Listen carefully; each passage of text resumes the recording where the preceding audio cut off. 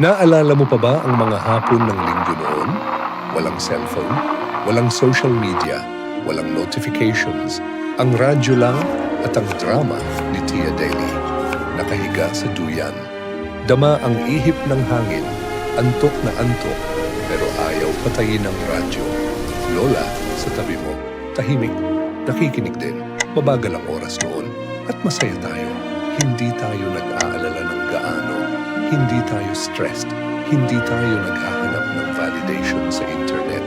Ang kailangan natin, pamilya, pagkain, at isang maaliwalas na hapon. Ngayon, mabilis ang lahat. Pero parang kulang pa rin. Baka kasi ang tunay na kaligayahan nasa simpleng bagay talaga. Nasa tawanan ng pamilya, nasa amoy ng ulam na niluluto ni nanay, nasa katahimikan ng isang linggo ng hapon.